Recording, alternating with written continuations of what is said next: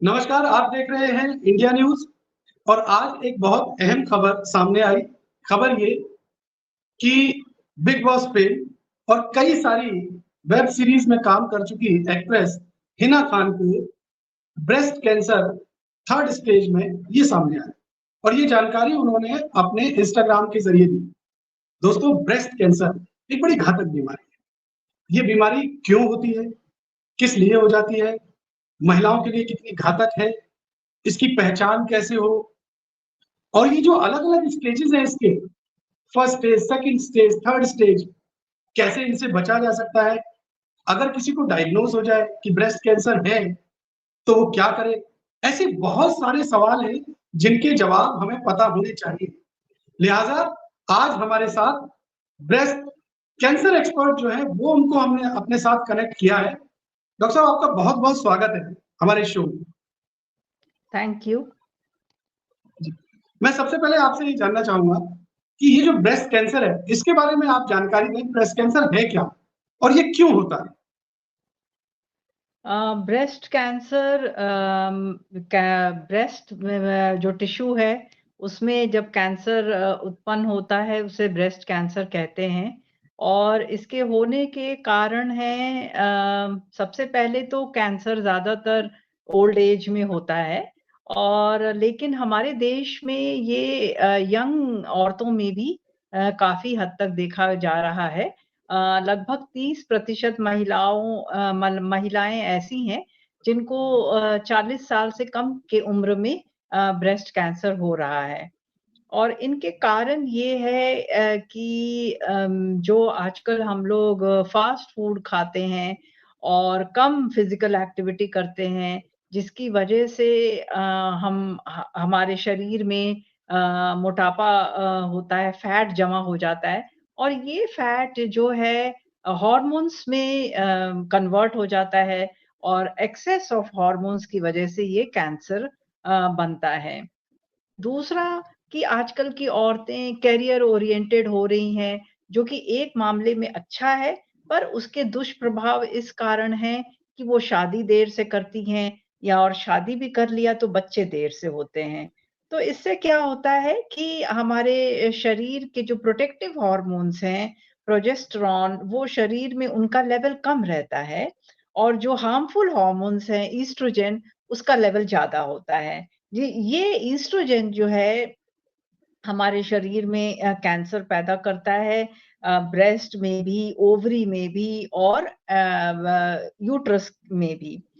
तो मोटापा और ये जो हमारी लाइफ़स्टाइल में चेंज आया है इसकी वजह से। चौथा कि हम मूवीज़ देखकर फैशनेबल समझते हैं अल्कोहल लेना, सिगरेट लेना और ये नेचुरल नहीं है और ये इसका दुष्प्रभाव ना कि स्तन, ओवरी या यूट्रस में बल्कि हमारे पूरे शरीर में इसका दुष्प्रभाव होता है। लिवर कैंसर हो सकता है, स्टमक कैंसर हो सकता है, ब्लैडर कैंसर, किडनी कैंसर और न जाने कितने कैंसर। तो ये 10% महिलाओं में हेरिडिटरी भी पाई गई है और जैसा कि हम एंजेलिना जोली सिंड्रोम कहते हैं जिसमें कि उनकी माँ और उनकी मौसी को भी स्तन कैंसर था और इसी वजह से इन महिलाओं में प्रोफाइलैक्सिस मतलब कि प्रोटेक्टिव स्तन निकलवा लिया था उन्होंने। एक स्तन में था, उन्होंने दूसरा स्तन और बाद में यूट्रस भी निकलवा दिया। क्योंकि हेरिडिटरी कैंसर्स में एक साथ स्तन और यूट्रस और भी कुछ ऑर्गन्स में कैंसर हो सकता है।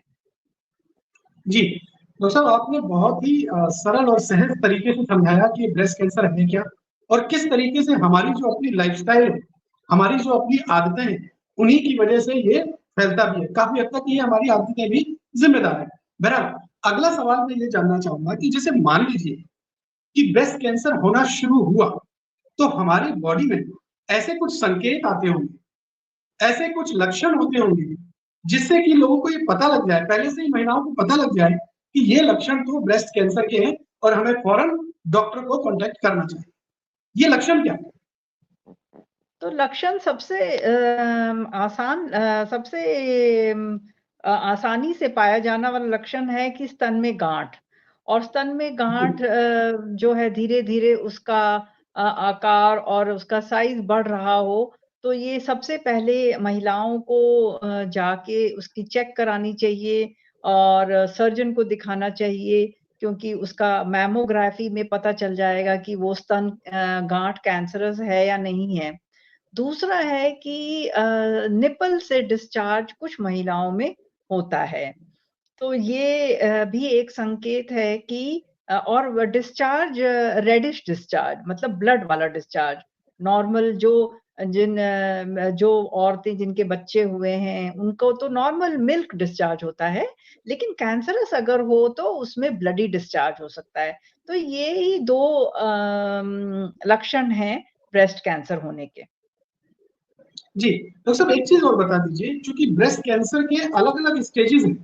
जैसे हमें पता लगा कि हिना खान को 3rd स्टेज में है, तो ये फर्स्ट स्टेज क्या होती है, सेकंड स्टेज क्या होती है और थर्ड स्टेज क्या होती है? तो फर्स्ट स्टेज होती है जब ट्यूमर बहुत ही छोटा हो, 2 सेंटीमीटर से भी छोटा हो।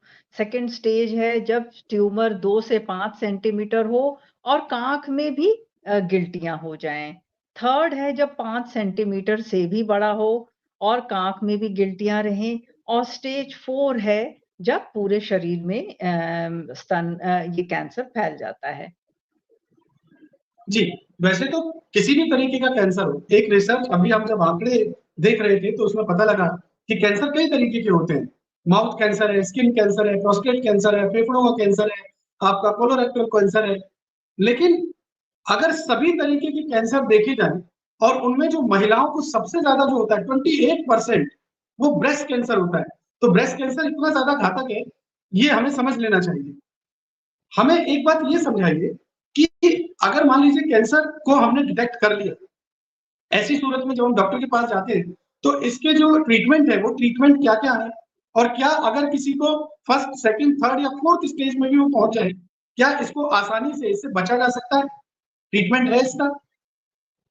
बिल्कुल ट्रीटमेंट है, साइंस में बहुत प्रगति हुई है और स्टेज 1 और 2 तो क्योरेबल हैं ज़्यादातर, और स्टेज 3 भी काफ़ी हद तक क्योर हो जाता है बशर्ते कि पेशेंट को रिस्पॉन्स अच्छा आए। स्टेज 3 में पहले कीमोथेरेपी दिया जाता है, जिससे ट्यूमर छोटा हो जाए, और अगर गायब हो जाता है तो ये महिलाएँ जो हैं, इनकी लाइफ स्पैन अच्छी होती है। और दूसरा कि छोटा करने का ये कारण है कि हम स्तन बचा पाएँ उन औरतों में, ताकि वुमनहुड का एहसास रहे औरत के पास, क्योंकि स्तन कैंसर ऐसी बीमारी नहीं है जिसमें लाइफ तुरंत ही समाप्त हो जाती है। वो औरत को आगे जीना भी पड़ता है, सोसाइटी में वो मूव नहीं कर पाएगी अगर उसका स्तन निकल गया। तो मैं तो यही गुज़ारिश करूँगी सारी महिलाओं से कि हर वक़्त अपने डॉक्टर से ये ज़रूर पूछें कि क्या मेरा स्तन बच सकता है इस इलाज में, और मैं अपना स्तन बचाना चाहती हूँ। क्योंकि अक्सर हम लोगों ने स्टडी भी किया है अपने हॉस्पिटल में कि घर वाले लोग औरत को बताते ही नहीं हैं। पेशेंट पहुँच जाती हैं ऑपरेशन थिएटर, उनका स्तन निकाल दिया जाता है। और हमने जब औरतों से पूछा कि आपको पता था कि आपका पूरा स्तन निकल रहा है? या आपको पता था कि ये ऑप्शन भी है कि स्तन बचाया जा सकता है? तो उन्होंने कहा नहीं, हमें ये नहीं पता था, और अगर हमें पता होता तो हम ज़रूर अपना स्तन बचवाते। तो ये औरत की बीमारी है, औरत से ज़रूर सलाह लेनी चाहिए। मुझे औरतों के घर वालों को भी ये मेरी विनती है कि प्लीज़ जिनकी बीमारी है उनसे भी ज़रूर सलाह लें। अब दूसरी बात है कि जब स्तन बच गया तो सारे उन औरतों को रेडियोथेरेपी ज़रूर देनी पड़ती है, क्योंकि वो बीमारी फिर से ना आ जाए बाकी बचे हुए स्तन में। कीमोथेरेपी मैंने बता ही दिया कि स्टेज 2, 3 और 4 में ज़रूर लगाना पड़ता है, और सर्जरी भी हर हर स्टेज में सर्जरी करना पड़ता है एक्सेप्ट लास्ट स्टेज। तो ये मोटा-मोटा इलाज के बारे में मैं बताना चाहूँगी। डॉक्टर सुषमा, देखिए जहाँ तक शहरी क्षेत्रों की बात है, महिलाएँ भी पढ़ी-लिखी होती हैं, जागृत होती हैं, उनको कोई भी सिम्पटम अगर समझ में आता है तो फौरन डॉक्टर के पास चली जाती हैं। लेकिन जो एरिया दूर दराज के, जो महिलाएं इतनी जागृत नहीं है, इतना एजुकेटेड नहीं, गांव देहात के एरियाज हैं, ऐसे में महिलाओं को सिम्टम्स होते हैं, लेकिन वो कई सारे गलतफहमियों में फंसी रहती है। वो गलतफहमियां क्या है? आप क्या शुद्ध तरीके से आप बता दीजिए कि अगर आपको ऐसा दिखे, अगर आपके साथ ये हो रहा, अगर आपके साथ ये कंडीशन सामने आ रही है, तो आप समझ लीजिए कि आपको ब्रेस्ट कैंसर हो रहा है और आप फौरन डॉक्टर के पास चले जाएं। आपको किसी गलतफहमी में फंसने की जरूरत है। आप ऐसे 4-5 मोटे-मोटे लक्षण बता दीजिए। सबसे पहले तो अगर स्तन में गाँठ हो रहा है और वो बढ़ रहा है और उसमें दर्द नहीं है, तो पेनलेस गाँठ जो है वो ज़्यादातर संकेत देती हैं कैंसर का। दूसरा कि अगर वो गाँठ बढ़ रहा है और काँख में भी गाँठ आ गई है, तो इसमें ज़्यादा चांसेस हैं कि वो कैंसरस हो सकता है। तीसरा कि गाँठ के साथ-साथ अगर निपल में भी ब्लडी डिस्चार्ज है, तो वो अभी कैंसर का संकेत है। और चौथा, अगर आपको वेट लॉस भी हो रहा है, साथ में बॉडी एक्स भी हो रहे हैं, स्तन में गाँठ भी है, ये तो संकेत है कि बीमारी काफ़ी बढ़ गई है।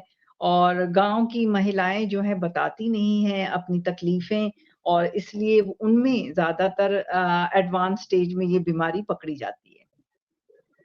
जी, डॉक्टर सुषमा, एक चीज और है कि क्या ये जो बीमारी है, अगर मान लीजिए किसी महिला के मदर या फादर में किसी को थी, तो क्या ये जेनेटिक्स भी है? क्या ये एक जनरेशन से दूसरी जनरेशन में भी आ जाती है?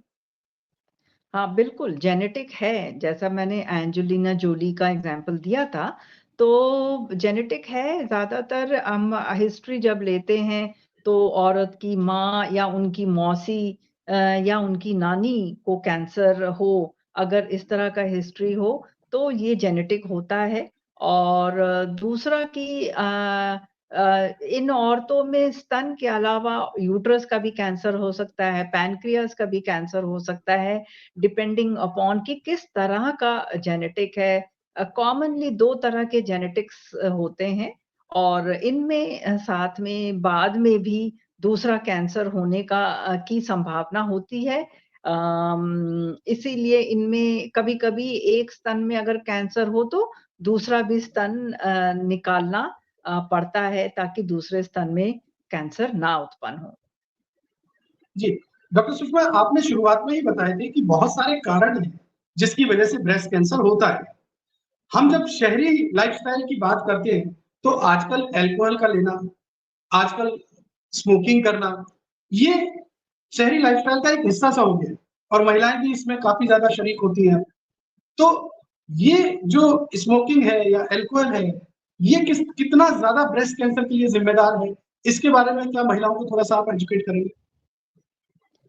स्मोकिंग और अल्कोहल बहुत ज़्यादा हानिकारक है, और बिल्कुल भी फैशनेबल नहीं है। और मैं अपनी महिलाओं से निवेदन करूँगी कि बिल्कुल भी फैशन के चक्कर में अल्कोहल और स्मोक ना करें, क्योंकि इनसे कैंसर ही नहीं और भी बीमारियाँ होती हैं। अल्कोहल से लिवर फेलियर होता है, और स्मोकिंग से फेफड़े में दमे की बीमारी होती है। तो ये नेचुरल चीज़ नहीं है जिसको कि लेकर हमें कोई भी तरीके के फ़ायदे हो सकते हैं। डायबिटीज़ हो सकता है, पैनक्रियाज़ खराब हो सकता है। तो ये कुछ मोटी-मोटी बीमारियाँ हैं जो कि स्मोकिंग और अल्कोहल से होता है। देखिए, इंडिया न्यूज के दर्शकों को मैं बता दूं कि ब्रेस्ट कैंसर को लेकर के डॉक्टर सुषमा अग्रवाल ने बहुत ही सरल तरीके से इसके बारे में बहुत सारी अच्छी जानकारी दी है। ब्रेस्ट कैंसर है क्या, ब्रेस्ट कैंसर के स्टेजेस क्या क्या है, अगर ब्रेस्ट कैंसर है तो उसकी पहचान हम कैसे कर सकते हैं, क्या क्या लक्षण हमें दिखाई देते हैं और हमारे लिए ट्रीटमेंट क्या क्या है, ये किन कारणों से होता है, कौन सी गलत आदतें हमें ब्रेस्ट कैंसर की ओर ले जाती है, ये सारी चीजें समझाएंगे डॉक्टर सुषमा। अब जरा ये समझ लेते हैं कि जब ब्रेस्ट कैंसर हो गया, तो जाहिर सी बात है कुछ ट्रीटमेंट तो डॉक्टर देंगे, वो डॉक्टर करेंगे, दवाइयां करेंगी, चाहे वो दवाइयों का काम हो या फिर सर्जरी का काम हो। लेकिन कई सारी चीजें ऐसी होती है जो हमारे अपने हाथ की होती है, मसलन हमारा खाना पीना, हमारे परहेज। तो हमें ये बता दीजिए कि जिन महिलाओं को ब्रेस्ट कैंसर के लक्षण दिख रहे हैं, उन्हें फौरन किन चीजों से दूरियां बना लेनी चाहिए, किन चीजों से परहेज करना चाहिए? परहेज़ अब तो एक कैंसर तो बन गया, तो इसमें परहेज़ यही है कि जिन कारण से हुआ है उनको cancer that is fat fatty food नहीं लेना है, फास्ट फूड नहीं लेना है, फिज़िकल एक्टिविटी स्टार्ट कर देनी है, उससे जो है ट्रीटमेंट का टॉलरेंस अच्छा होता है। मतलब कीमोथेरेपी से कमज़ोरी तो होती है, लेकिन पर जो महिलाएँ उस दौरान अगर एक्सरसाइज़ करती हैं, एक्सरसाइज़ नहीं तो वॉक कर लेती हैं, तो उनका टॉलरेंस अच्छा होता है और ज़्यादा शरीर में जान जैसा महसूस होता है। तो यही 2 चीज़ इम्पोर्टेंट है और कीमोथेरेपी के दौरान सादा खाना खाना बेटर होता है, ताकि साइड इफ़ेक्ट्स कम हों। इतना इम्पोर्टेंट है इंस्ट्रक्शंस। अगर मैं डाइट के लिहाज से समझूं, तो किस तरीके की डाइट लेनी चाहिए, किस तरीके के आहार उन्हें ज्यादा फायदा देंगे? फ़ायदा से ज़्यादा है कि नुकसान ना हो डाइट ऐसा लेना है। नुकसान मतलब कीमोथेरेपी के दौरान फ्रेश जूसेस हम लोग अवॉइड कराते हैं, उससे डायरिया के चांसेस होते हैं और मतलब नॉन फैटी डाइट्स और फ्रेश फूड लेना चाहिए, फ्रेशली प्रिपेयर्ड फूड लेना चाहिए जिससे कि इन्फेक्शंस के चांसेस कम हों और फिज़िकल एक्टिविटी बहुत ज़रूरी है और पॉज़िटिव माइंडसेट बहुत ज़रूरी है।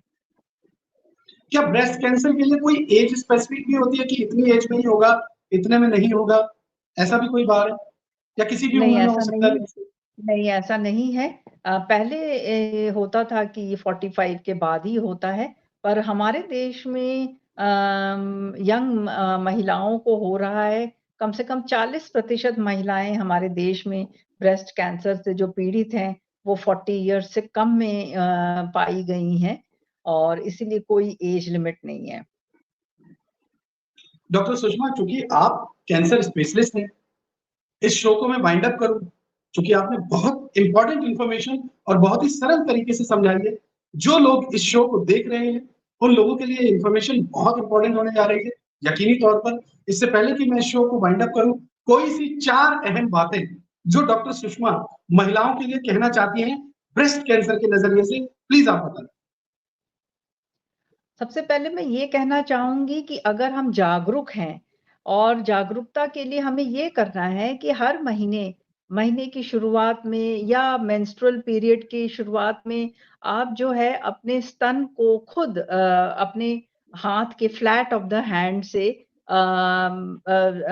देखें कि आपके स्तन में कोई गाँठ तो नहीं है। अगर आप जागरूक रहेंगी, हर महीने अपने स्तन के निरीक्षण करेंगी, तो गाँठ बहुत ही जल्दी स्टेज में पकड़ी जाएगी।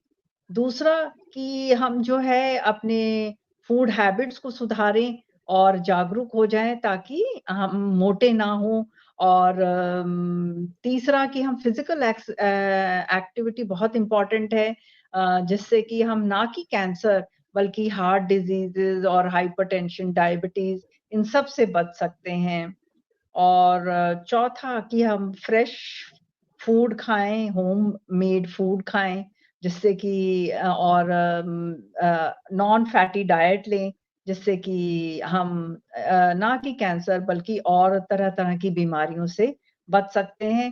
5वां कि शर्माएँ नहीं, कोई भी बीमारी है, उसका इलाज है और तुरंत ही डॉक्टर से सलाह लें ताकि अर्ली स्टेज में ही बीमारी पकड़ में आए और स्वस्थ हो जाएँ और घबराएँ नहीं अगर कैंसर हुआ तो उसका इलाज है और आप ठीक हो जाएँगे और पॉज़िटिव माइंडसेट देखा गया है रिसर्च में कि वो महिलाओं में उनका आउटकम अच्छा होता है और वो ठीक हो जाती हैं। जी। बस मेरी यही सलाह है। देखिए, डॉक्टर सुषमा ने हमें बहुत ही सरल तरीके से समझाया। बहुत अहम है कि ब्रेस्ट कैंसर की सबसे पहली पहचान तो महिलाएं खुद कर सकती है। तो जितनी भी अहम बातें इस शो में बताई गई हैं, आप उनको अपने अमल में लेकर के आइए। यकीनी तौर पर इस शो में कही गई एक-एक बात आपको ब्रेस्ट कैंसर से दूर ले जा सकती है, आपको बचा सकती है, आपकी ज़िंदगी को सुखमय कर सकती है। डॉक्टर सुषमा, आपने ब्रेस्ट कैंसर को लेकर के इतनी अहम जानकारी इतने सरल तरीके से, इतने सहज तरीके से हमारे दर्शकों को समझाई। आपका बहुत-बहुत शुक्रिया। हम आगे भी आपको इसी तरीके से कनेक्ट करते रहेंगे ताकि ये इम्पोर्टेंट इन्फॉर्मेशन देश भर के लोगों को आप इसी तरीके से देती रहें। न जाने कितने लोगों के ये ज़िंदगी बचाने के काम आएगी। बहुत-बहुत शुक्रिया, आप हमारे साथ कनेक्ट हुए। थैंक यू, धन्यवाद। जय हिंद।